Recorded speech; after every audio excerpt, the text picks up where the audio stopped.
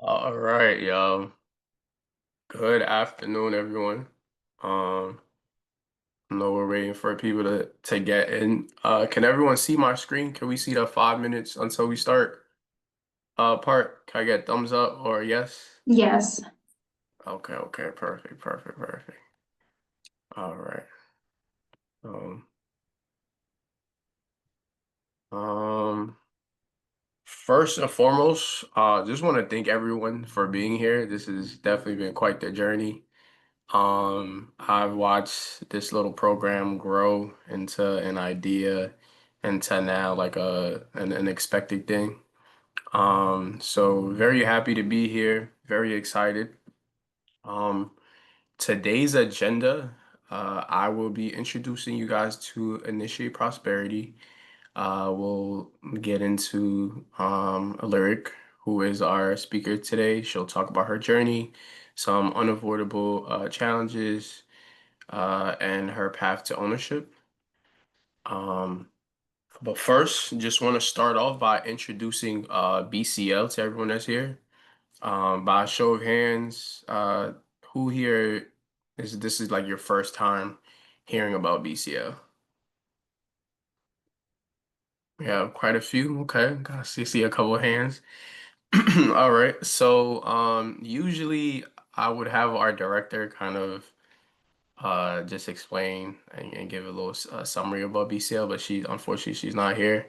Um, Ulrich, I see you here. Would you mind just giving the audience just like a brief summary about BCL, what it is that we do, before we get started? Sure, Suko. Baltimore Community Lending was founded about 30 years ago, mainly as a part of the Baltimore City government, and then it split off into a separate nonprofit some years later, and primarily doing just real estate development or funding for real estate developers. And about 7 years ago, 8 years ago, actually 2018, so 7 years ago, we added the small business component, which is what this presentation is around, the small business component. And that was added because, we did a survey some years back, or we had access to a survey that showed that there were a lot of small businesses in Baltimore City that had potential, but they did not have access to capital. And two main reasons they did not have access to capital based on the survey was credit score and collateral. So BCR's program was designed around providing capital without a focus on credit score and without uh, minimum collateral requirements. So instead of that, we provided technical assistance, which is more, which in-depth business coaching. And so we feel, and our borrowers have proven that this technical assistance makes a difference between successful outcomes and not so successful outcomes, between being turned down by other financial institutions, some of them banks, and getting an approval because there's a strong technical assistance component that gives the lender, in this case BCL, the comfort and the confidence that the entrepreneur knows how to effectively run the business and therefore are more likely to have a successful outcome. So that's essentially what Baltimore Community Lending is about. This video today is to talk about one industry segment, and hopefully, many of you will be motivated to reach out to us and find out more about what we do, how we can help you, and help you to get access to capital, and at least help you to get better knowledge of how to run your business. So, with that being said, I'll turn it back over to Suko, and we'll get on with the program. Thank you, Ulrich. I appreciate you. Um, So yeah, before we get started, just want to let the audience know if you have any questions, comments, or any concerns, feel free to put them in the chat. We have loan officers and other people from our team that's here to answer any of your questions in the chat. And there is definitely going to be a segment or some time allocated for any general questions towards Lyric. So just want to make sure that everyone is utilizing that. So what is Initiate Prosperity? So Initiate Prosperity is our third party platform. It's our educational platform. And everyone who registered for this event is going to get an invitation. Now, Initiate Prosperity, I usually kind of give like an overview, but for the interest of time, just want to speak about it instead of just like showing the platform. But Initiate Prosperity is it has calculators, templates, videos, and different guides. As a startup or any experienced entrepreneur, there's a lot of things that you still are learning or need to learn. So it's just a really good platform that's super organized that you guys can use and it's free, something that we pay for. So like I said, I'll send everyone an invite afterwards. Um, and without further ado, definitely want to introduce our guest speaker. I've been knowing Lyric, I think for like a good year now. Yeah. So Lyric Deshazo, she is the owner of Studio Buttes. Lyric is a talented hairstylist and entrepreneur with a passion for creating styles that empower and inspire confidence. She is the proud owner of Studio Buttes with two thriving locations in Parkville and White Marsh. And also want to congratulate Lyric for opening her third location. And I'm sure she'll talk to you guys about that as we go on. But just want to give her time to really uh, go over her presentation. So without further ado, just want to introduce Lyric. Lyric, just let me know how you want me to do this. Whenever you want me to go to the next slide, I'll go ahead. You want to start on Okay. this slide first? Yeah, we can start with the introduction. Okay, cool. So, hi everybody. My name is Liverick Deshazo. I'm a 23-year-old salon owner, hairstylist, and a mentor with a passion for empowering others through beauty and business. I began doing hair at the age of 15 in my grandmother's basement. And at 17, I was renting my first salon suite and saving toward a bigger dream. At 18, I earned six figures working full-time behind the chair. And by 20, I opened my first salon, Studio Boots, creating a safe, professional space for women to grow and succeed. Despite challenges in my early years, I stayed committed and took a leap of faith in November 2024, opening my second location in White Marsh, Maryland, now managing 14 tenants. This November 2025, I'll probably open my third location. My mission is to continue to inspire and mentor other beauty professionals to stay consistent, believing in their craft, and never giving up on their dreams. You can go to the next slide now. So our first topic today will be how to manage your brand while hosting other businesses under the same roof. So meaning, how am I able to be a full-time hairstylist and run other businesses while still being at the salon? So first I will say, I always like to separate owner and stylist time. And with that being said, being a full-time hairstylist in the salon, sometimes it can feel as though that I may be combining the two. But I've now been able to learn how to separate the two with designating business hours for a dean, marketing and payroll, when behind the chair, focus on clients. Example, Monday for Edim, Tuesday through Thursday clients, Friday being able to split the two. So actually for myself, I'm able to work Tuesday through Fridays.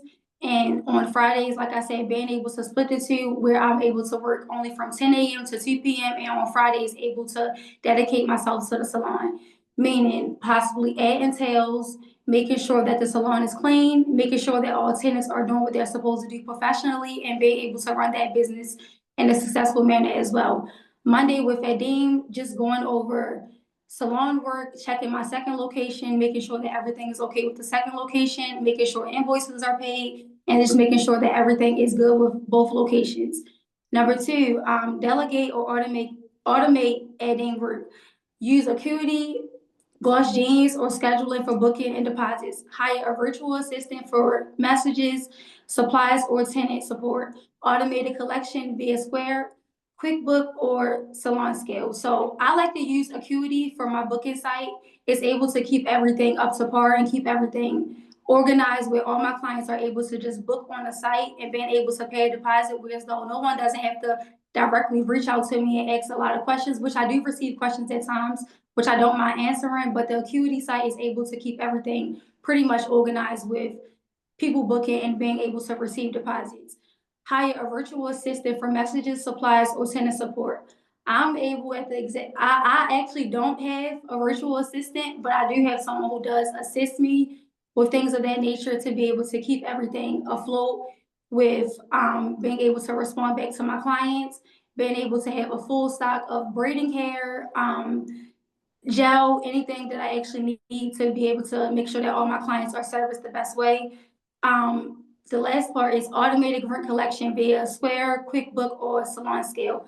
The best option that I've been able to use, which initially when I first opened my salon, I was accepting Apple Pay, cash, and those weren't really working for me because I wasn't able to fully see all of the money to be able to see what exactly was going on, considering that I was getting both of those two and not knowing exactly what was going on. So now I've been able to switch over to Square, whereas those Square is being able to keep up with all of my tenants being able to pay their rent. They're able to receive text messages each and every Friday along with emails. So they'll be able to receive receipts as well. And it'll be able to give them the opportunity to have a safer way to collect both rent where they can just add that card information and it can be a safer system for both of us. So this is the best way that I've been, just this slide is the two ways that I've been able to manage and run the business under the same roof. So Suki, you can go to the next slide now. Okay, number 3. And this right here is the main thing that I like to encourage anyone who runs a business and mainly being able to have tenants and staff. Create clear boundaries with your staff. Establish written policies and a lease contract for suite runners or team members. Don't handle disputes or issues while working on clients. Schedule a set office hour or day for business conversations. Communicate as an owner and not a friend when it comes to business. And I want to speak on that because sometimes it can be hard when you have a large group of women, which I stated I have 14 tenants, and I like to be able to have a great relationship with them and make everyone feel comfortable. But when I say set clear boundaries with the tenants and staff, let them know that, you know, this is still a business. We can have a great relationship outside of the business, but let's focus completely on respecting one another boundaries when it comes to the business. So when I say establish written policies and contracts, it's pretty much simple to be able to have a contract that states the do's and don'ts with the policy, what you're able to do in the salon, what you're not able to do with the salon. And I like to allow people to even read these things prior to coming into the salon so they'll be able to agree with those terms and conditions before actually renting anything at the salon. Don't handle disputes or issues while working on clients. If I'm having any issues with my tenants, while I'm prime example while doing a client, I'll just simply say, you know, let's set a different time where as though this isn't happening in front of clients. Let's keep things professional and we can talk about this at a later time. So when I say set business hours, let's set business hours. We can have a conversation on Monday at 5 p.m., not while I'm here at 5 p.m. on a Friday working with a client. Communicate as an owner and not a friend when it comes to business. Like I just stated previously, let's just set clear boundaries. We can have a great relationship, but still understand that I am the owner and that we still have to keep things running a certain way, considering this is a business that has to be run professional. Number 4, pay yourself like an employee. Separate business finances. Have one account for the salon, one for your personal pay. Give yourself a set salary or commission payout for your stylist work. This keeps your business cash flow stable and makes tax easier. Good banking, Navy Federal. So this is something that I've learned as well with opening my second salon, being able to actually pay myself and not keep everything under one profit. So I've been able to open a salon account and have my own personal account as well. This is able to help me to be able to see what I'm able to do with the business, what money I can take out of the business account, and which money actually belongs to myself. So giving myself a set salary. Sometimes I may say I'm going to pay myself 10%. Another time I might say, you know, this month was a good month. I can give myself a raise. But this is a perfect way to be able to keep yourself afloat and keep yourself being able to actually know that you're making profit in the business and not feeling like you're just spending on the business. Let's actually make sure that we're actually making money while operating the salon. So we can go back real quick. So like I was saying, this keeps your business a good cash flow and makes tax easier. And Navy Federal has been the perfect bank for me. When you're able to build relationships with even lenders and even your banks and being able to be in trustworthy standards, it's easier for you to be able to get through things through the bank and with the bank. So Navy Federal has been a great source for myself. And I suggest Navy Federal for all business owners. Number 5, build leadership presence. Lead by example. Show professionalism, punctuality, and cleanliness. Encourage growth. hold quarterly check-ins or mini meetings with your team/suite stylist. Let others see that your leadership benefits everyone at the space. When I'm at the salon, yes, like I said, everything can be fun at times, but I like to keep things extremely professional and allow my tenants to see that this is how we're supposed to act inside of the salon. I don't want them to feel as though what I'm doing is okay. That's why I like to keep things always professional. I arrive always on time for my clients. I may be 5 minutes behind, but I like to always communicate with my clients and let them know, if anything isn't how it's supposed to be initially when they book their appointments. Cleanliness. I stay on top of cleanliness. That's the main thing I like to offer for all of my tenants, along with offering to all my clients a clean environment. I've been able to hire a cleaner that comes out to each location bi-weekly to keep the salon where it needs to be in a professional, clean environment. Encouraging growth, hold quarterly check-ins or mini meetings. Sometimes, not all the time. I don't have to have meetings monthly, but if I feel like things aren't going how they're supposed to go, I just simply say, hey, ladies, we need to have a salon meeting just so that we're able to go everything and make sure that everyone is on the same accord. Example, I've had salon meetings where I'll say, hey, you all, do y'all have any issues with anything that is going on in the salon that you all feel like that I may need to do better? Because I don't like my tenants to feel as though that I may be just coming at them or saying what they could do better. I like to ask them as well and give them the floor to say, what can Lyric do better as a salon owner? So things like that has been able to keep both businesses successful and keep my tenants to make sure that they feel comfortable, that they're able to come to me, that we're able to have an open floor, and that I'm not only coming at them with certain concerns, that they're able to come with me for concerns as well. So this pretty much sums up everything for this topic. We can move to the next slide now. So the next topic is how to retain tenants and build long-term relationship renters. That sometimes can be a hard topic because running both locations, it's like, oh my gosh, am I going to be able to keep tenants? Am I going to be able to have long-term relationships?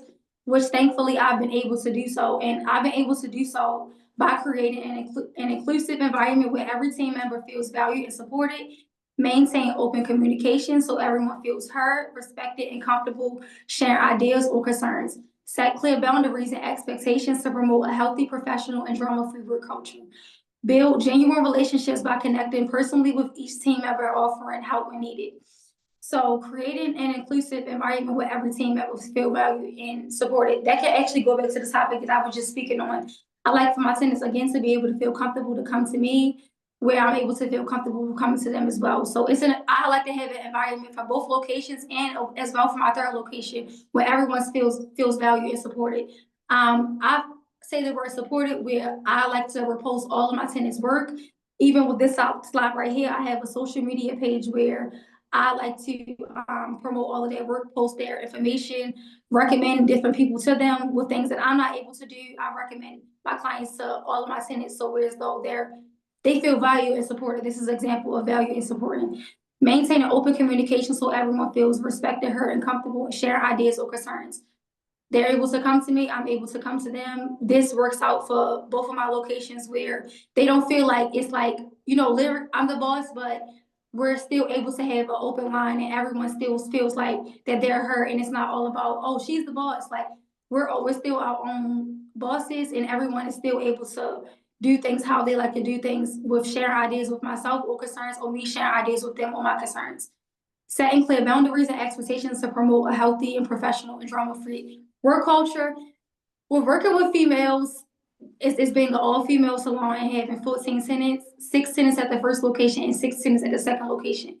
At times, females may feel like that, this person is doing that thing, this person is doing that thing, but I like to always come back and regroup everyone to let them know this is a professional setting. All of that does not really matter. We're here for a great work culture, for a sisterhood, and that's our main focus at the salons. For the last bullet point, building genuine relationships by connecting personally with each team member and offering help when needed. So I have a relationship with each one of my tenants. I like to make all of them feel comfortable. I like for them to always feel like that they can call me and reach out to me with any concerns and offering help when needed. If they need any help with promoting themselves, what can I do next? I let them know that I'm always here for them with also being able to, in the future reference, being able to mentor them with different things. So this right here is how I've been able to retain and build a long-term relationship with each one of my runners. You can go to the next slide now.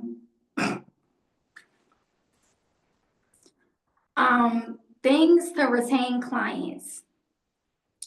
Build a salon website that promotes each stylist and their work. Host regular staff luncheons to retain team relationships. Give thoughtful birthday gifts to make everyone feel valued. Plan holiday parties to show appreciation and celebrate together. Create a positive, supportive, and professional work environment. This is supposed to be for my clients, but this can go for the team as well. How I've been able to keep and retain clients. I've been doing hair for a total of 8 years now. I like to always make my clients feel extremely comfortable and just authentically be myself. I like to always remain professional, but still have personal conversations with them, have personal relationships with them. You know, we follow each other on social medias. I may have their numbers, and we're able to still stay in contact aside from them being my clients and the salon. So when I say build a salon website that promotes each stylist and their work, this is actually a picture of my website, whereas though I have a bullet point where clients and people and potential clients who may like to book with each stylist. I have a point where though I have Studio Boots 1.0 and I have Studio Boots 2.0 where I list each of my stylists and their booking sites, their numbers, and how you're able to get in contact with them and book them. I like to host staff luncheons to strengthen team relationships. I like to have staff luncheons at least 2 to 3 times a year, where we're able to come to the table, have a lunch. I like to make them feel that they're valued, and I appreciate them renting at my salon because there's a many of other salons in Baltimore where though they can go there, but they choose to come to Studio Boots, and I really appreciate that. And I like them to all feel like they're extremely appreciated. Give thoughtful birthday gifts to make everyone feel valued.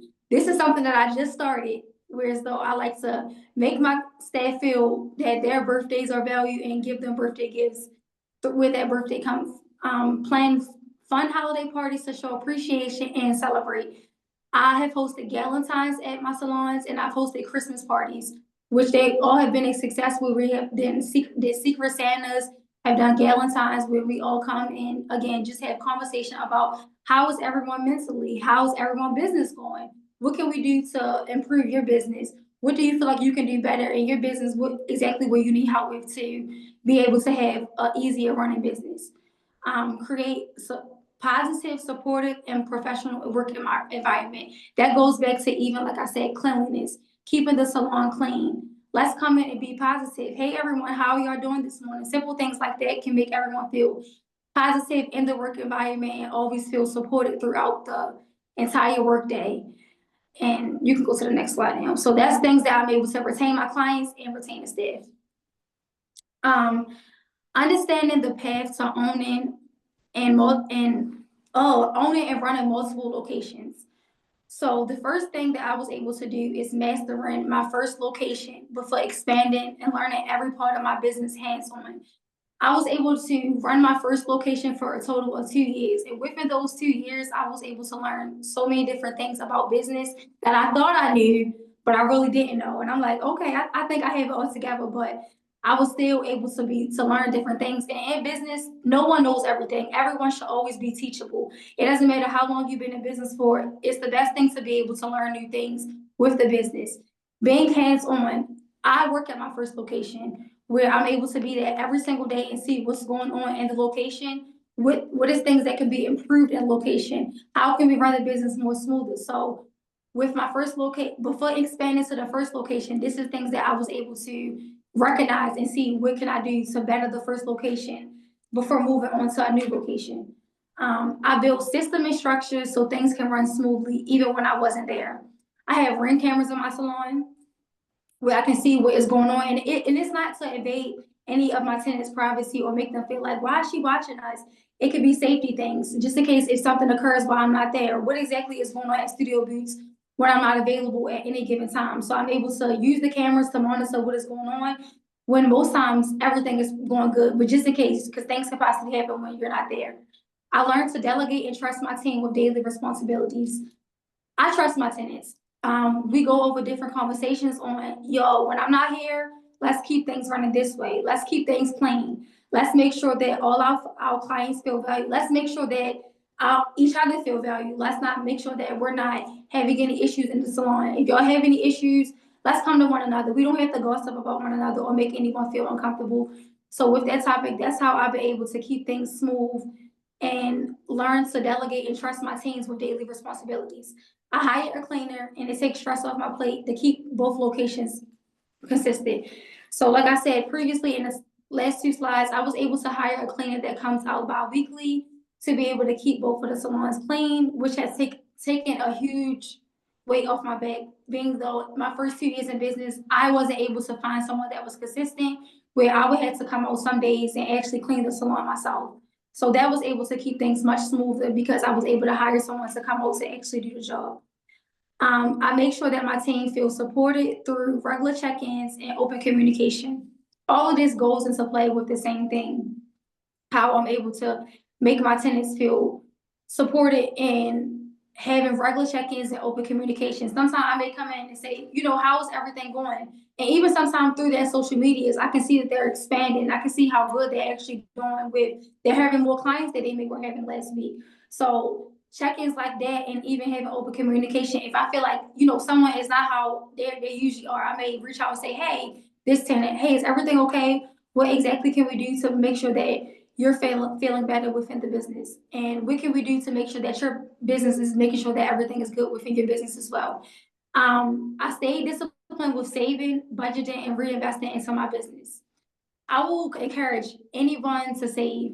Saving is not easy at all, but in business, you have to always have something saved up because you never know what can happen. You can feel like that, oh, the business is going so good, nothing is going to happen. Like my first year in business, I was still learning. I had to put a large investment into getting a new water heater, which is being able to keep the hot water for giving our clients shampoos and the air conditioner. So save money as much as possible in business. Don't just splurge the money. Make sure that you're budgeting everything. And when I say budgeting, you can write a business plan. Let's have budget sheets, profit and loss sheets where we're able to see what exactly are we doing with the money to budget everything within the business. And reinvesting back into the business. Opening a salon for me was reinvesting back into my business because I'm able to see more profit than I was able to see my first year in business because I was able to reinvest into the business, not even just the salon. I've been able to invest in bulk care where I'm able to provide human hair to my clients versus at first I was actually buying everything from the hair store. So I was able to reinvest back into my business by actually starting my own line of bulk hair versus buying the bulk hair from the hair store.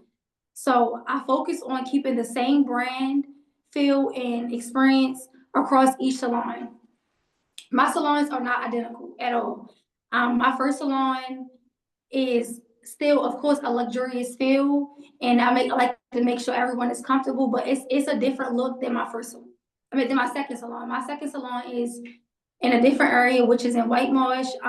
It's larger. My first salon is 1,100 square feet. My second salon is 1,600 square feet. So when I say keeping the brand and the experience across each salon the same, it's not going to be the exact same. But when I say keeping the brand the same in a sense, let's keep things professional. Let's make sure that everyone feels comfortable, and let's just make sure that, I know I keep saying the same word professional over and over, but professional is the main thing in this business. Like when you're not professional and you're not running the salons and even running my own hair business in a professional manner, it's not easy for everything to go how I need it to go because everything can be all over the place. So I recommend everyone to keep things professional at all times. So each salon, I like to run both of them in a professional manner. I may have some hiccups sometimes, but regrouping is the best thing to always do because things will happen sometimes. I prepare mentally, financially, and emotionally before opening the next location. Before opening my second location, I thought on it for months. I was thinking on it for months. I'm like, what am I going to do? Like, is this the right next move? So I thought about it for months. I don't recommend anyone jumping into it because sometimes even with this webinar, everyone being on here, it's like, how do you run the business? But before jumping into opening a salon, you have to mentally be in a good place, because even running the first salon, it's a lot running the first salon. So me opening a second salon and having to have a total of 14 tenants, it can be mentally challenging sometimes.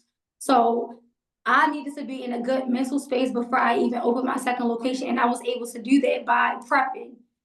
Preparation is everything in business. And going through BCL, I know I'm mentioning y'all right now, I was actually able to do a lot of preparation that I didn't know about prior to opening my first salon. So I was able to mentally be okay for opening my second salon. Financially, this comes back into play about budgeting and saving your money. You need to save as much money as possible before jumping into opening your first location or even your second location, because you need to have a set savings and a set budget to what am I going to do about, getting salon chairs? How am I going to get a shampoo bowl? How am I going to paint the salon? So finances is the main thing as well with opening a salon. And emotionally, that comes back into play about mentally as well. You have to be in a great headspace, because it is not easy at all. It's not easy running either one of these salons. So just being in a good headspace before opening the salon. And that's even with me now opening my third location. I had to make sure that I was in a good headspace mentally and physically to be able to get this done. So this is my best suggestion with understanding the path to owning and running multiple locations. So we can go to the next slide now. Okay, so develop systems and operations that help your business run smoothly. So one, mastering your first location, build strong systems for booking, payroll, and clients experience. I don't know how this is on top of this. Yeah, your first salon should, I'm at the, 1 second, I'm at to look at my phone. I can't see it. 1 second.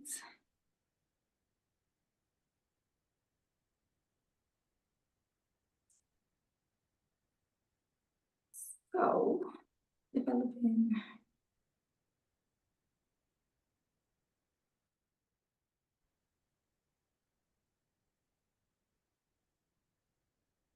Okay, so developing systems are operating to help your business to run smoothly. I'm going to start back over just because the word over top of this, I'm not able to fully see it. So, mastering one location first, build strong systems for booking, payroll, and client experience. Your first salon should run smoothly even when you're not there. Delegate automated, hire support staff to remove stress, cleaner, assistant manager. Use digital tools to monitor appointments, sales, and performance remotely. So I'm just going to speak on those 4 topics first before I go to the next ones. So mastering one location first. It's the same thing that I just previously spoke about. Let's make sure that our first location is doing good before jumping into another location. So with my first location being pretty much set for the first 2 years, I was able to expand my location and move on to another location. So build strong systems for booking, payroll, and client experience. So again, for booking for myself, Acuity works best for me. Gloss Genius is a great one as well that helps to keep your schedule open to how it needs to be, and keep everything how it needs to be with booking and your deposits, so you can able to see a good calendar and a good layout to see what clients do I have this day at what time, what clients do I have this day at this time, what do my client owe this day. So with the systems for booking, this is a great way for me to be able to run everything with the booking site. Payroll. So payroll, it's a good word, but it may have not been the correct word for this topic. So I'm going to say booth rent. So with my tenants paying booth rent, I'm able to see the booth rent with, like I said, using Square. Square was the best way for me to be able to keep the booth rent manageable and keep it organized, versus originally when I first started the salon, taking cash and taking Apple Pay. It wasn't the best thing for me to be able to operate and run the business smoothly. So now I'm able to operate and run the expenses more smoothly by actually using Square. Build strong systems for booking, payroll, and client experience. So I'm able to give my clients the best experience in a strong system by, again, just keeping things professional, making them feel comfortable, making them feel like they're valued clients, and I appreciate them booking with me out of any other stylist, being in Baltimore. The next one is 1 second. Your first salon should run smoothly even when you're not there. So it should run smoothly by being able to, again, like I said, I have cameras there put into place. I'm able to come checking in even when I'm not, well, have someone check in even when I'm not there, a trusted person. Even if I'm out of town sometimes, I'll be able to contact someone to be able to say, just, are you able to check in the salon to make sure everything's okay? Because sometimes the camera is not always what I need it to be. So just having someone that you trust to be able to check in the salon sometimes, even when you're not there. Hire support staff to remove stress, cleaner, assistant manager. Assistant manager is someone I recommend, something I suggest for running a salon. And it doesn't have to be the exact title, assistant manager, but just someone in the salon you trust while you're not there to be able to make sure that everything's up to par while you're not there. And one of my tenants, I have two tenants at both locations that I'm pretty much able to trust that I can reach out to them and say, hey, this person, is everything okay at the salon? Do we need this? Do we need that? And they'll reach back out to me and say, hey, Lyric, everything is okay. Everything is okay at both locations. So, don't worry, everything is good. And that's also comes to play with building a strong relationship with each tenant. Because when your tenants feel comfortable with you and they feel like that you're reliable, or me even feeling like that they're reliable, those things I'm able to use them for at times. Because at the end of the day, it's still a sisterhood and it still should be a good environment where we're able to rely on one another for different things. Can you go back to the other slides here? Back. Back one more time. So I'm just gonna, no, this is the one you just said. This one, yeah. Let me see. I don't know why it's still doing that. Okay, we can just go to the next slide. Create new revenue streams. No, go back to the slide you just said. Okay, creating new revenue streams while supporting your team's growth and independence. Like I said, I've begun selling bulkhead as additional revenue stream. I'm offering a mentorship program for young ladies interested in beauty and business. Teach hair classes for girls to build confidence and early skills. Encourage e-stylists to build their personal brands through social media education. Create opportunities for my team to earn commission or bonuses through referrals and retail sales, host workshops and collaborations that benefit both the business and the team, invest in tools, resources, and training that help everyone grow independence. So I've been able to sell bulkhead, which has been able to bring in a good amount of income revenue where I don't really have to promote it that much. I don't really have to try to sell the merch too much because I include it in my prices with me doing each style. So with me doing each style with the bulk hair, I can set aside this money for the bulk hair goes in the business account for the bulk hair. So this has been a good revenue for me. I'm offering a mentorship program for young ladies interested in beauty and business. Over the last 4 summers now, I've been able to host different workshops for younger girls, which I have titled it the Official Teen Boot Camp, where I'm able to take a total of 10 to 15 girls and charge each of them $350 for a 1 week course, where they're able to learn different things about entrepreneurship.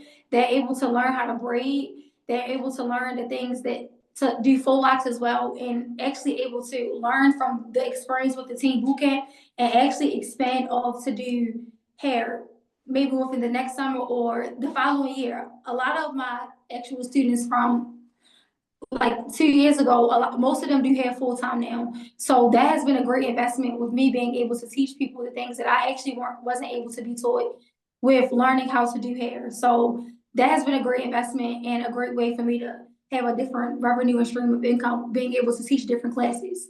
So teach hair classes for girls to build confidence and early skills. That's under the same thing. Encourage stylists to build their personal brands through social media education.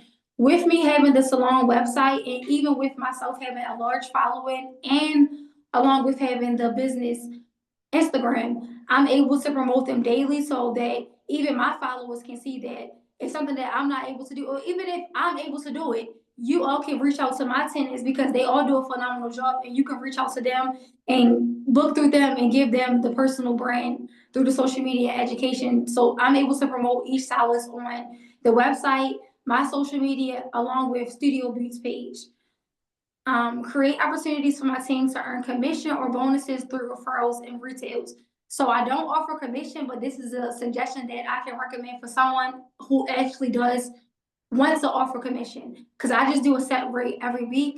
But with me doing bonuses and referrals, if someone recommends someone, I may take, like, prime example, I had a tenant at my second location where she was able to recommend a total of 3 different tenants to the salon. So I was able to take a total of $200 off her booth rent. So things of that nature, I'm able to let them know that I appreciate them recommending different people to the salon or even to myself with doing care. So again, here comes into play with them feeling value in the business. So this is something that I've been able to do. Her host workshops and collaborations that benefits the business and the team. I'll actually be hosting my first workshop this weekend for my tenants, where I will have different people coming out to speak with them to make sure that they're on the right path with their business. Investing in tools and resources and training that helps everyone grow independently. That is another thing that I'll be doing as well this weekend, which is my first time, but this is something that I always wanted to do. So me investing in different tools and resources, so I'll be able to make sure that they're growing independently aside from working at studio booths. So this is how I've been able to create new revenue streams while supporting my team growth and independence. You can go to the next slide. So here's just some pictures. It was supposed to be videos. I don't know what happened, but here's some pictures from our boot camp where I teach a different age range, the age range actually ranges from ages 6 and ages 18. So this is just a couple of photos of my official team boot camp that I was able to host over the summer to be able to help the girls. So here's the last slide of Studio Boots, third location. I'm just wanting to promote and let anyone who's in here know if you all are interested in renting a booth or renting a suite. Here's a couple benefits that I offer at the salon. I'll be offering the first 2 weeks booth rent free. I'll be offering a discounted mentorship. So with the mentorship, here's different levels of the mentorship that I'll actually be offering. So with the group program, which is I hope will be the most popular, it'll be a weekly 1 to 2 hour live session call where we'll be able to work with worksheets and templates, group questions and answers, and private chats, or it'll be Facebook Lives or Zoom. VIP one-on-one or mentorship, we'll be able to do a one-on-one weekly call, personalized business plan feedback, private accountability chat, lifetime access to the material. 8 weeks of group calls, hybrid coaching will offer 8 weeks of group call, private strategy session with myself being the mentor, templates and group support. This is a great opportunity that I would like to promote to everyone in the group with the mentorship, even if you don't decide to work at the salon. I get a lot of questions about, how do I run the salon? How do you do everything with the salon? So me offering the mentorship, you'll be able to get a one-on-one feel on actually every single thing and every single step that have led up to me now being able to run 3 salons. So this is Studio Beats, and this is everything with the webinar. I hope everyone was able to get something out of it and learn some different things.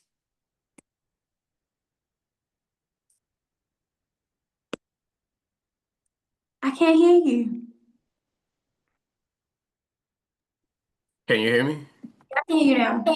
Okay. No, that was a lot. I feel like I learned so much. Um, Beauty suites is one of the most like popular business models that we get here at BCL as far as like people and their interest. I learned so much, and I feel like this presentation definitely needs to be like packaged and sent out. Like you really went above and beyond. So I appreciate you for being vulnerable, for sharing as much as you did. Um, as always, I definitely want to open up the floor, right? For our guests and our audience. Any questions that we have, I'll start taking them. Yes. I was about to say, please ask any questions. I'm open to answering any questions or concerns. Thank you, everybody. Yeah, so you can put it in the chat or you can feel free to just You speak. all can say it out loud. Don't be nervous, because I was just so nervous. Yeah. Lyric, how were Um, you able to kind of get over the fear of just, being able to balance 3 different salons? I feel like I was able to get over the fear of managing different salons just with my first location, being able to see that I was actually able to motivate a total of 6 different people and seeing that the business was able to actually run successful with the first 2 years.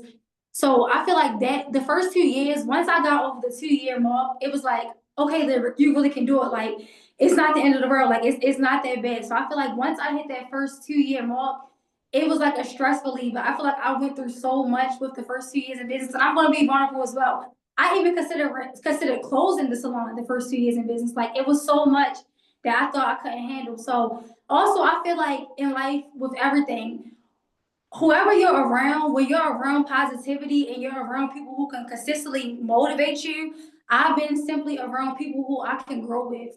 Anybody that was negative, you had to go. I can't be around no negativity. I just simply was able to surround myself with positivity and even different business owners, like reaching out to different salon owners and just asking their input. Like when I first opened my first salon, I was scared of that. Like people, because sometimes it's hard. People don't want to give out their information that they work so hard for. But I finally was able to just let that guard down and just be like, you know what?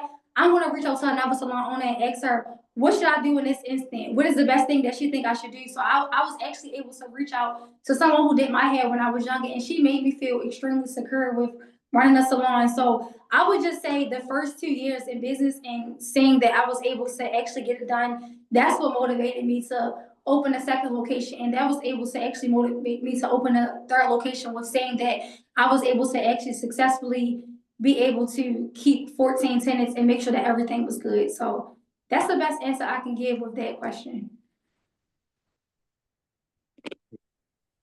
I have a question. Yes. Hi, Lyric. Hi, I think you did a phenomenal job. I thank love you your so much. presentation.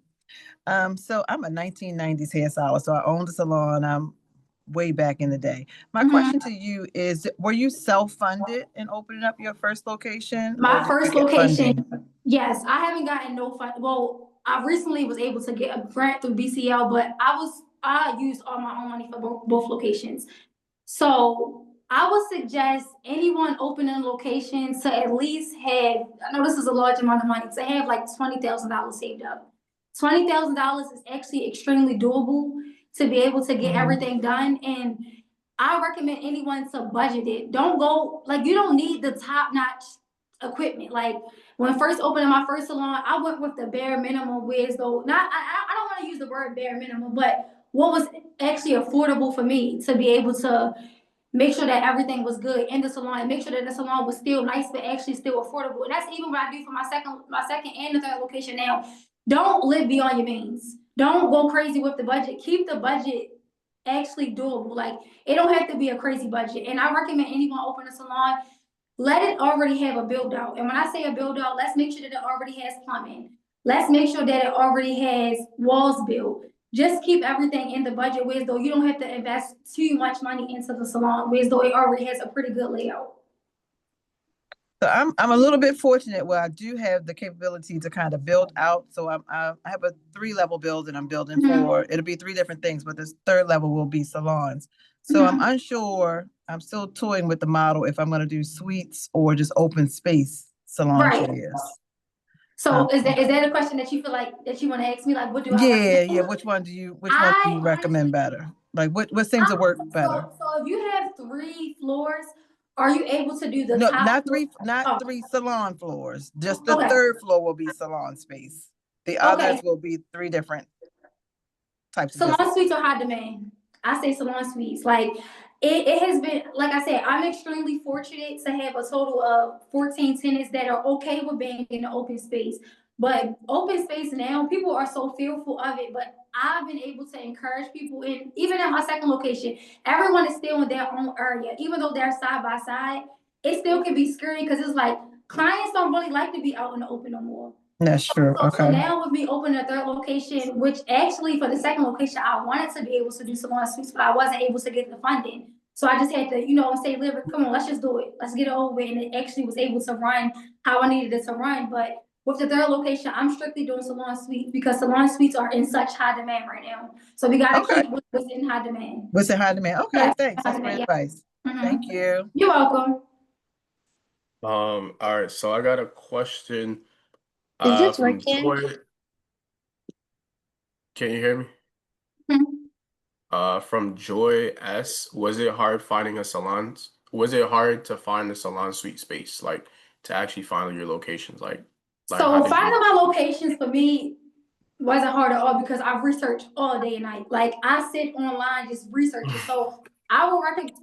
For me, Facebook Market was actually the best source that I had. Facebook Market and LoopNet, those two sources, those were the best sources that I was able to actually use with looking for spaces. So I will look up on Facebook Market commercial spaces for rent. I will look online office spaces for rent. Like it's all about the word because you can even search up. I wouldn't say look up salon spaces for rent because the commercial buildings aren't always just for the salons. So look up commercial buildings, look up office spaces for rent, and the best two sources that I like to use is Facebook Market and LoopNet. Those two are the best things I like to use. Okay. All right. So then I have a question from Francis. Is there a mistake that you made? They said with the second and third, but me and you know you just launched the third. So is Yeah, there a mistake that you the third is not that even you off the made from market. The the? third Yeah. has only been open for a week now, and I'm still getting things done. But I can Yeah. say mistakes that I made with my first location, like I mentioned on the slide, was collecting booth front for me was an issue because I wasn't able to fully see my profit because how I was collecting it. What can I'm trying to think of things that you can avoid. What you can avoid is negotiating with those landlords. In the beginning, with me opening my first location, I didn't know a lot of things with the landlord. So I was able to negotiate build out times. I was able to negotiate the contracts. I was able to negotiate the leases.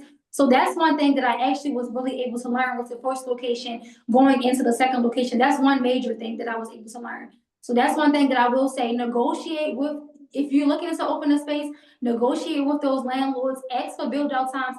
Go into it telling them what you want. Don't allow them to dictate you what they want because it's still at the end of the day your business and how you want things to be run in your business.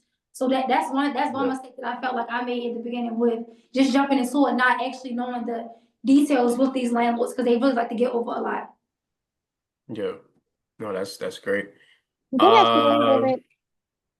no, go ahead. I'm sorry. Sorry. Thank you so much for this webinar. In the midst of watching and listening to you, I came up with a few questions from pretty much just listening to you. How did you get your tenants if you jump into your first salon, even if it is a high traffic like clientele location? So that makes it even harder because you have clients who want to come in and test out the salon and get their hair done, but you can't kind of find the tenants or get the tenants themselves comfortable with like the open space salon and like everything you're saying. So like how are you finding that? So with my first location is an open concept, but I have it with though I have three double salon suites, with though it's two booths inside of each suite where they still have their own private area. So with the first location, me having it set up like that, it was easy for me to have tenants just so they're able to see that you're still in your own private space. And aside from that, I promote every single day. I don't care if it's 10 times a day. Promotion is everything. I don't care about who get mad that I'm posting every second of the hour.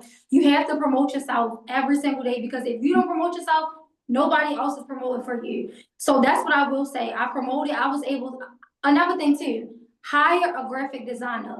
People do not like the flyers that don't look professional. That's another thing with professionalism. I was able to hire a graphic designer that does all my flyers where I don't do any of my own flyers no more because I need everything to look professional. When things are looking more professional, even with the flyers, you attract more people. Along with, now I can speak into my second location. I did a series with my second location, and I'm not sure I can give you on my Instagram to go look. Whereas though I did like a 40-day series where people could actually see that I was putting the work in, I was promoting the brand every single day and making people feel like this is a welcoming, opening space. So I would just say promote your brand and even your salon if you're looking to open a salon to make everyone feel comfortable. When I was touring my tenants, I like to make all my tenants feel comfortable, even if they weren't even signing the lease. I will always say, if you even have any questions or concerns, feel free to reach out to me. You don't always got to be a part of my team to feel free to reach out to me. So I like to just make everyone feel comfortable and make them feel like that they can still even reach out to me aside from even being a part of the team. So that's how I feel like I was able to get a strong team with the second location, even with it being in an open area, just making everyone feel comfortable and supported. Okay, I love that. So pretty much like a lot of the times you would say professional. What do you consider like a professional salon environment? Or like how do you run your salon professionally, or say to me as your tenant that makes me ensure that everything will run smoothly even when you're not around? Like what does that even look like? Like I have Okay. an idea, but like if you already have it set and go. Mhm. So when I'm there, I like to greet every single person that come in. I encourage all of my staff to, if someone's coming in, hey, how are you? Who are you? What stylist are you here for? Hey, you can go to this location.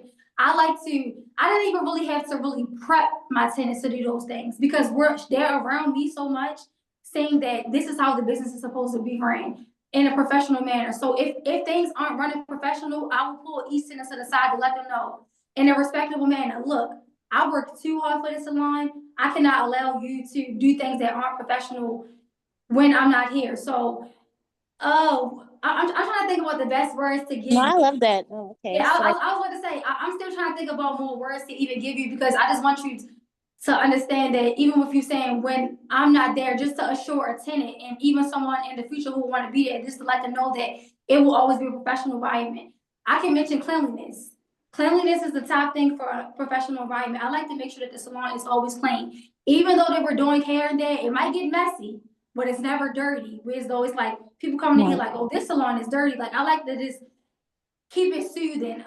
Even like good, nice decor. Have it feeling nice. Have it feeling like a comfortable environment. So comfortability, and cleanliness is the top two things that I like to do to ensure that everyone, to let them know that it's always going to be a professional environment. No, that's a uh, great question. I want to make sure I get everybody. So I have Bianca Moore. You say you have a question?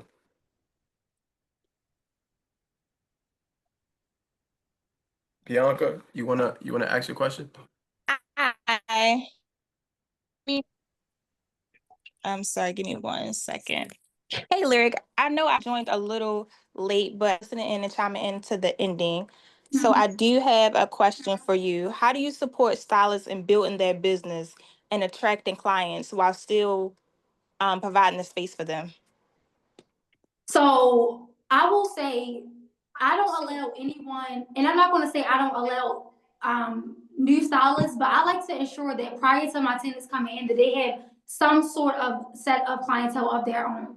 So I can support them by, like I was saying during the webinar, I have a salon website where each person can, any potential client, they can book each stylist through the website. I have a social media page which is called Studio Boots on Instagram, where I promote each stylist on the page. I like to, anytime I see that any of my stylists are posting anything on Instagram, I repost them. Anytime anyone DM me and say, hey, who does a quick weave? I will recommend every single stylist and send every single stylist Instagram to make sure that they always feel supported, that I'm even still trying to make sure that I'm able to help them build their clientele while they're in the salon. So a lot of people in both locations, referrals are the best thing in the salon. We're all able to refer one another in the salon. So I feel like us referring one another has been the best way to build our clientele. And even sometimes me telling my tenants, hey, y'all should have a cleaner look in your suites. Hey, y'all should have a cleaner look at your booths, because having a cleaner look, even with pictures, posting them on social media, are able to attract different people. So I'll give all my tenants suggestions. Even like I was saying at the end of the slide, I'm now offering mentorship for each of my tenants to be able to ensure that they're going the correct direction. The first 3 years now, I haven't been able to mentor them, just because I've been trying to solely focus on keeping the salon businesses afloat. So now I'm able to actually pour more into them to be able to mentor them if they're looking to if they want to do mentorship at the salons. Yeah. No, that's amazing. I appreciate you. Thank you. I Um, appreciate it. You're welcome. where did you, this is coming from Francis, where did you get your market research to make sure you're choosing a good location? I think you mentioned Facebook Marketplace and LoopNet. So Facebook Marketplace and LoopNet was the best thing that I use. Like I said, anytime I go into any of these locations to even view them, I make sure that it's already plumbing established. I like to ask the landlords, how soon was HVAC installed? I like to make sure that it's in a good area. Like I'm not just gonna pick an area that doesn't feel safe for my tenants, that doesn't feel safe for myself, or doesn't even feel safe for the clients. So each location, those are the things that I was able to ensure prior to actually going through with the locations, just making sure that they were in good environments, that they already had plumbing, that they were already built out. Those and using Facebook and LoopNet, those were the best things that I was able to do to be able to find the best location for each salon. Okay. I have a question for you, Lyric. I'm pretty sure we're gonna get some more. Um, I think I'm always like amazed. Like every time that I speak to you, I'm really always amazed as like how locked in, how focused, like, you being as young that you are. Um, does it, because I'm pretty sure you may have run into like managing people who are older than you. Right. So, and being a leader at your age, I know you clearly have the experience, you clearly have the knowledge. Um, how do you deal with that? Like, how do you deal with being as young as you are, as being as successful that you are, managing 14 clients? And like I said, I'm pretty sure all of them are not younger than you or the same age as you. Like, how do you navigate that? I'm trying to think about the best answer because sometimes it can be hard. It is not easy at all because it's so many different personalities. It's so Hmm. many different. They're all different type of tenants. So Hmm. I feel like I've been able to manage it just by having an open line of communication, Hmm. having a good relationship with each one. And I'm not even, and when I say a good relationship, it doesn't mean that, oh, we sit on the phone all day. I talk to them all day. Just making sure Hmm. that they feel secure in the business. Just making sure that, again, I know I keep saying the word comfortable, but them being comfortable is the main thing because Hmm. when you're not feeling like you're welcomed or not comfortable in the space, it's like, what am I going to do? Hmm. I don't really want to be here. Yeah. Even with them being older, I don't really have too many issues with them being older. Like, well, I feel like we Yeah. all view each other the same. Like, even though Hmm. my age is such a big factor, I don't think that my age really don't really get too Yeah. looked at when we at the salon because I feel like each of my tenants know that this, like, I'm the overhead, and Yeah. like I said, I don't run a salon like, oh, I'm the boss. This is my salon. Like, no, I like I, Hmm. I like to make sure all of them know that y'all are still running your own businesses. This Hmm. is just Studio Beats, and Studio Beats have to be run a certain way. So I just Yeah. like to make sure that they feel like they are still their own boss, not make them feel like, but they are still their own bosses, and they Hmm. still can run their business their own way. But Yeah. if it's things that don't align with Studio Beats, then we have to redirect. I have to redirect them to let them know, yo, this is Hmm. still how I like my salon to be ran. Y'all can still run your Yeah. business how y'all want to run yours, but Studio Beats have to be run a certain way. So I feel Yeah. like just having clear boundaries. Like my first year in business, it was hard for me to have clear boundaries because it was like I was still getting the business up and running, but now I've been able to set clear things. And even at my salons, I have some people that I talk to outside the salons that them and I are still very good friends, but they Hmm. still have a respect level to know that we still Hmm. have to be respectful and professional in this environment. Hmm. So No, that's my best. no, that's a great answer. How do you even deal with have you ever had to let a tenant go? Right? Like, I've had to let a lot or of tenants go because yeah. yeah, How do you deal with I that? can't even count. How many, I probably had to let a total of like 6 tenants go previously before because they weren't Yeah. being professional. I don't do Yeah. the unprofessional thing. So recently happened to let a tenant go. I had to send them a message, a nice type that message just to let them know that they'll have to leave the salon just because they haven't been remain professional. Hmm. Prior to me letting any tenants go, it's not just it don't come randomly.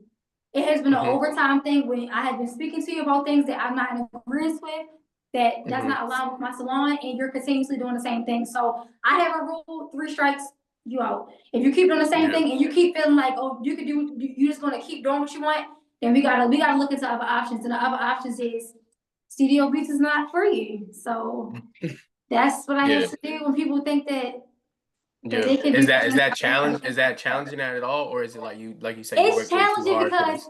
even though it's business, I still have feelings and it still be hurting. Yeah. Like, why aren't you understanding that I just want you to be professional and Yeah. I want the best for you as well. It's not even just about the salon. Why you have to Yeah. be professional in this business. One thing about not even just the hair industry, being an entrepreneur, period. When people have bad taste about you, it's hard to come back. So I like to Yeah. recommend everyone, like I keep saying, be professional. Just be professional. Like it's not hard. I don't care Yeah. what nobody. It's not hard to remain professional. Yeah. It's not hard. If you feel like you're getting out of your character, let's step out for a second. Step out the salon, go regroup Mhm. because we're still all human beings, but let's still keep things extremely professional. Yeah. Yeah.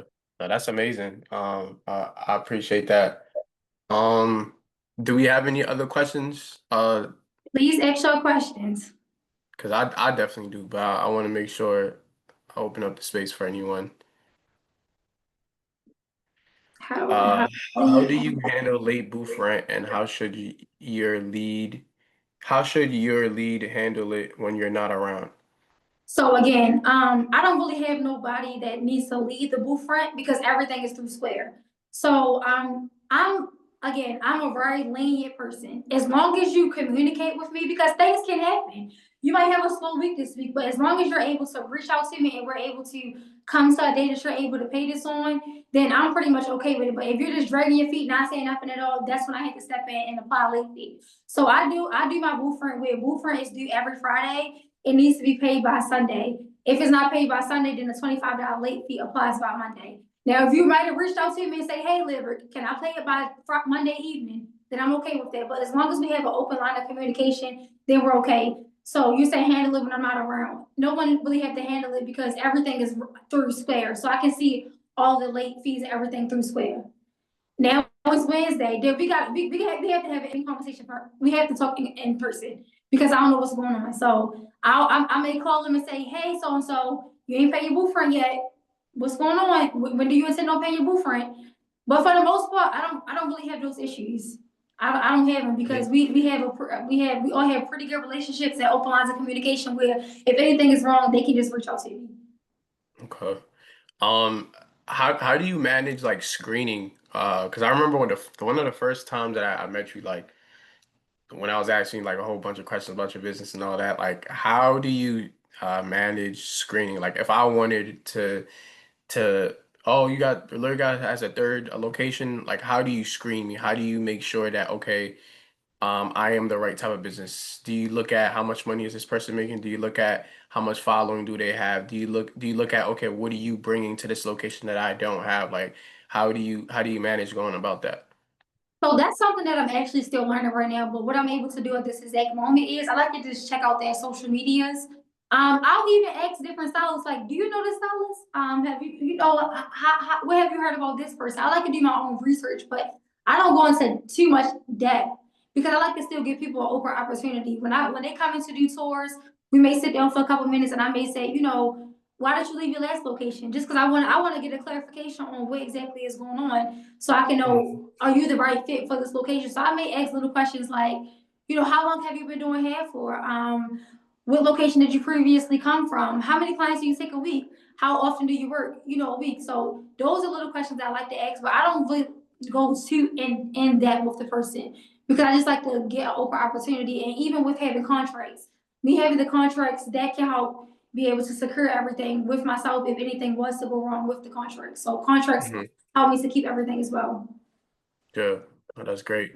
How do you manage competition between your It's clients? no competition with me and my tenants. I don't. Mhm. It will never be any competition with me and my tenants. And I'm not saying that in like a way of. If I don't look at them like that. Like these are my tenants. This is a sisterhood. I will do anything in my power to make sure that they're on top. Like I will never make them feel like we're in competition about anything. So I never feel like I had to compete with them. I pray they never feel like they had to compete with me. But from my knowledge, I don't think that any of us feel that way. Mhm. How do you Okay. go about writing up contracts? I like Then you to just said LegalZoom? say it again. LegalZoom, you said? I do, yeah. I would say LegalZoom is a great source for your contracts. The main thing that I like to put inside of my contracts are things about damaging equipment, things about booth rent, things about equity. I mean, not equity. What is the word? I'm gonna just say professionalism because I can't even think about the word right now. Professionalism, remaining professional. I have an exact thing inside of my contract with though. If a tenant and a client get into dispute, that can't come as studio use. Like that's the main thing that I like to mention as well. Cleanliness. Let's make sure everything is clean. I like the label in the contract what exactly they're responsible for and what exactly I'm responsible for. So those are main things that I'm able to actually highlight in the contract, but I actually do use LegalZoom for some things to make sure that everything is good. And LegalZoom is also a great source. You're able to pay like a fee for a whole year where you can get a business attorney where they can help you write Hmm. up contracts and they can help you to actually run your business how you want to run your business. So that's something that I will also recommend for anyone who's looking to open a salon or even just have a hair business. Look into Hmm. legal thing. That's a great start as well. Yeah. Um, no, that's amazing. Um, okay. Is there a minimum amount of days a tenant should be in the salon? No, it's not a minimum amount of days. I allow 24-hour full access. They can be there as many days of the week that they like. It doesn't matter. And also, again, I'm not a commission based owner, so I don't really track their books. I mean, most times I can see when they're in there through the cameras or me even being there, but I don't really try. I don't really micromanage their books. I Hmm. don't get into what their books are doing. The only thing I like to do is not only thing, but the things I like to do is keep them uplifted, promote them, make sure that they're professional, and make sure that everything is running good for them. But I don't micromanage any of my tenants' business because they're still their own brand. They're still their own bosses. Yeah. So I have a question for you, right? Because we are Mhm. BCM, because we are a CDFI, we help finance businesses. And I know financing is the biggest challenge, right? You mentioned at 20,000 is is probably what you need to start. Yeah. Now you being as dedicated as you were, and it shows, say, making about six figures and really self-financing at your own. That's a route that a lot of entrepreneurs are not in a position to take. So my question to you is, how have you been creative? Because I know through BCL and me and you have built a rapport. We done helped you as far as like structure and advice, and was able to even get you a grant and successfully help you put things together. But how have you creatively, right? Because you didn't take a loan. You well, I don't know how you're gonna answer this. Did you like take a loan from a bank? Did a credit card, or did you really just own in on, all right, I need to save and reinvest and put everything back into the business because you're so passionate about everything that you are looking to accomplish? So with the first salon, I literally just locked in. I locked in for about 5 months and I just strictly worked every single day, saving up every single penny that I had. Granted, around that time, I still had my own expenses, I still had bills, but I was still able to put aside and able to still save. Like, I will sometimes in the hair industry, we'll be like, I want to charge full price, but sometimes you gotta throw out some sales. And me throwing out sales, sometimes that's when I'm able to actually make the most money. So I will even recommend people sometimes to throw out a sale, even if you like, I feel like I'm worth more than that. Because sometimes that's how I feel. I feel like my work is worth more than that. But when you are trying to be dedicated and get what you need done, do what you need to do. Lock in. Outside partying, anything, any distractions, let all of the distractions go and just simply try to save as much as possible. Now, for my second location, I didn't get any loans, but I did get two credit cards. I got a Home Depot credit card, which was able to help me a lot because with opening a salon, you go to Home Depot every single other day. So that was able to help me. And then I was also able to get a line of credit from Navy Federal, and I was able to save as much money as possible with opening a second location. With the third location, I actually took money from out of my first and second location to reinvest into the business for the third location. So making passive income from the booth rent, I was able to just put a pause on the business account and just say, for the next 3 months, I'm not going to invest back into the bank account, the business bank account. Anything that I make from the businesses and from booth rent, I'm going to put that money into the third location. Hmm. Yeah, that's amazing. And I think that's before I go to the second location question, I just really want to highlight. I think this is something that I see like across every business. A lot of people are interested about beauty suites and they're interested like to do what you're doing, but the number one thing that I see here is you're really passionate about this, right? Like this is not like, oh, something that you've seen somebody else do and like you're Mhm. interested in. This is something that you've dedicated the last 7 years of your life, like literally putting in and like laying the brick by brick foundation, right? This is not Mhm. something that um like like you're just interested in. I know you have other interests, but I just really want to highlight, and I guess you guys should be seeing like how passionate that she is about this. So if you're not as close, or you don't really seeing this like, okay, something that you're gonna have to spend 5 years on really working on and putting blood, sweat, and tears, like I think that would really help answer a lot of your questions. But I do want to ask, what bank did you?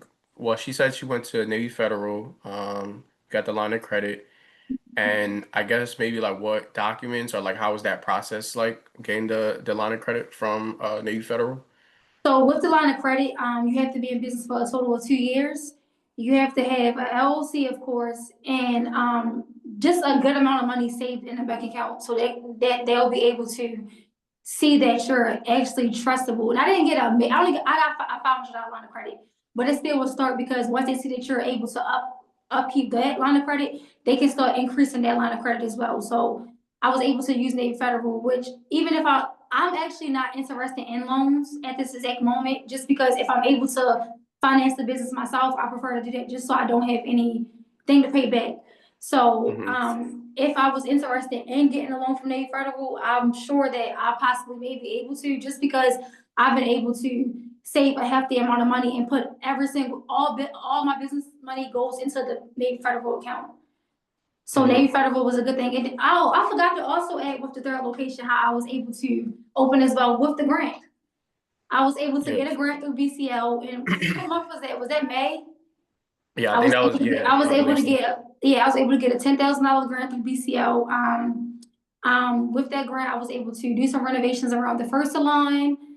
I was able to look into accountant, and now I'm able to open the third location. So those were some of the funds as well that I used to open my third location. Yeah. How did you switch from hair stores to vendors?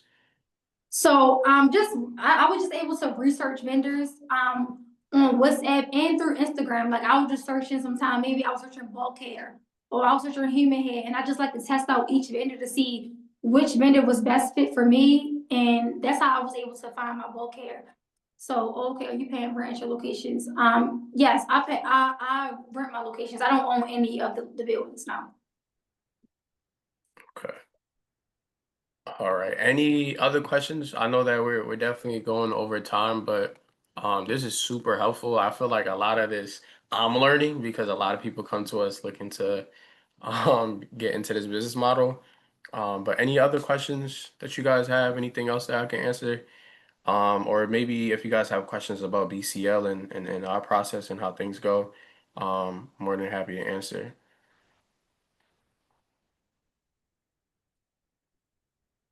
Yo, go through Are there BCL. any BCL grants available right now?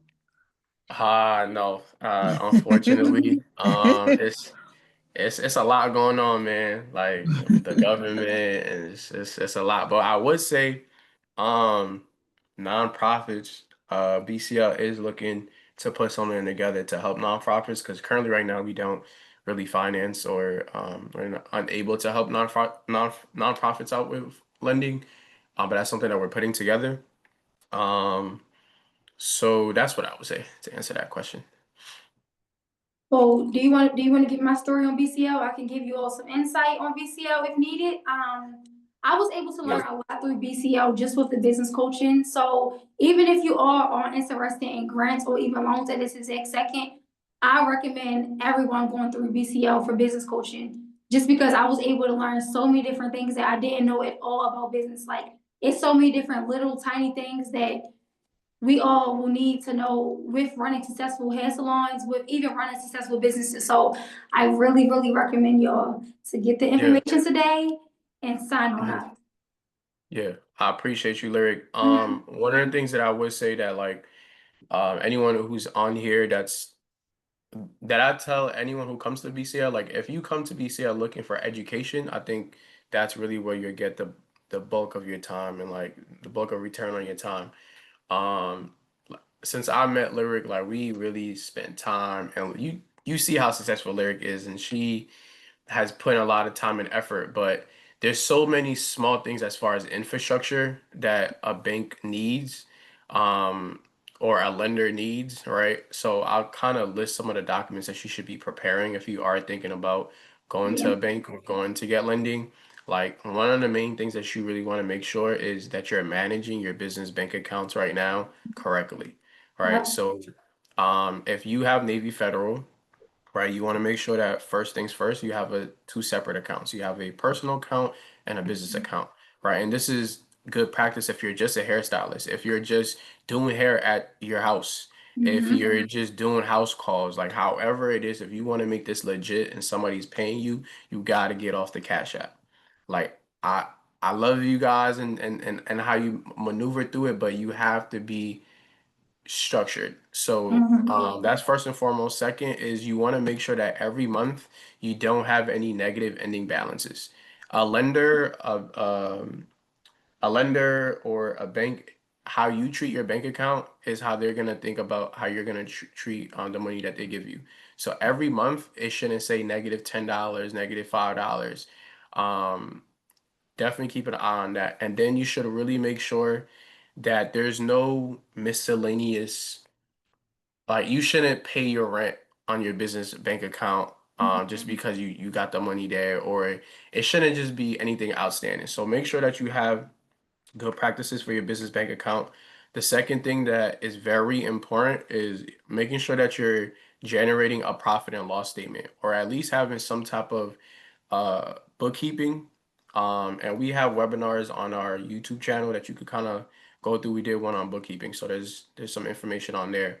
But that's very important because you want to make sure that when you go to a lender that you're able to tell them, hey, this is how much money I make, this is how much of my expense, this is how much I need to spend to make this money, and this is how much I have in net profit. Um, and that's very important because you need to file your taxes on a regular basis. A lot of startups, a lot of businesses, when they're first starting out, the number one thing I hear is, well, I didn't really make that much money, so I didn't want to have to like pay taxes on it, so I didn't file. Or my accountant said I could just really wait. That's not the best way to go about it because anytime you go to a lender or a bank, the tax returns is very important, and make sure that you have the right person filing your taxes. Make sure that you don't owe the IRS any money. Those are things that you want to make sure that you're on top of, because those are the things that a learner is going to take a look at. Now, business plans, cash flow projections, things of that nature, yes, you definitely do need those. But your business plan kind of changes. Your projections, they change. So what I would say to spend the bulk of your time on is just managing those three things that I listed. Um, but yeah, you guys can definitely reach out to BCL. Our process is we have you go through our technical assistance program, which is really helping you put together everything I talked about. And then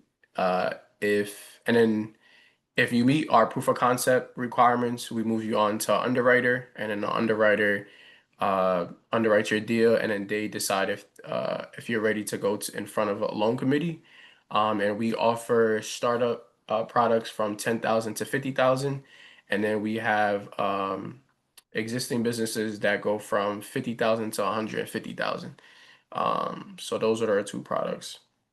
I have another question. Wait, so I shouldn't pay my salon rent or home rent on the bank account, or neither? What should I be using it? Um, yeah, you really should make sure that anything personal is going through your personal bank statements, and Personal. anything Yep. business is happening through business. Like that should be a clear difference. Yeah. You shouldn't be commingling at all. Um, but yeah, so any other questions before we wrap this up? Okay, so what I will be doing, right? I'll be creating a follow-up email to everyone who registered. It's gonna have a recording of this call. It's also gonna have lyrics presentation on there for you. I'm also gonna include some resources and guides, right? I usually just look at what lyrics spoke about and then just put links to the things that she referred to. It's also going to have a link to our YouTube channel that has our previous webinars that we've hosted, so you can kind of get some information on there.